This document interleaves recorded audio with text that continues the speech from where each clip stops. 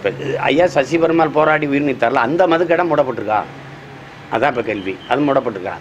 நம்ம முதல்ல சொன்ன இன்னைக்கு தான் சொல்கிறாங்க பள்ளி கல்லூரிகள் வழிபாட்டு தலங்களுக்கு பக்கத்தில் இருக்கிற மதுக்கடைகளை மூடுறதுக்கு ஏற்பாடுங்க. அப்போ இது நாள் வரைக்கும் நடந்துச்சு தானே? அப்போ அது யாரோட பொறுப்பு? இவ்வளவு நாள் வரைக்கும் அப்போ பள்ளி கல்லூரிகள்கிட்ட வழிபாட்டு தலங்கள்கிட்ட மதுக்கடை இருந்திருக்குங்கிறத அரசு ஒத்துக்கிறது தானே? அப்போ அதைத்தானே நாங்கள் கோரிக்கை வச்சு போகிறோம். முதல்ல அதை மூடுங்கன்னு தான் சொன்னோம். இப்போ இனிமே தான் அதுக்கு மூடுவதற்கான ஏற்பாடே நடக்குது. அப்படின்னா இவ்வளோ காலமாக பள்ளிக்கூடத்து பக்கத்துலையும் கல்லூரிக்கு பக்கத்துலையும் கோயில்களுக்கு பக்கத்துலையும் சாராய கடை இருந்ததுங்கிறது அரசே ஏற்றுக்கிறது. முதல்ல கேட்டபோது இல்லைன்னுச்சு. அப்போல்லாம் ஒரு கடை இல்லையே அப்படின்னு சொல்லிச்சா இல்லையா? இப்போ மட்டும் அதை மூடுறதுக்கு ஏற்பாடு நடக்குதுன்னா மூடணும். படிப்படியாக கொஞ்சம் கொஞ்சமாக மூடணும். அப்படி மூடனா அதை நம்ம வரவேற்கிறோம்.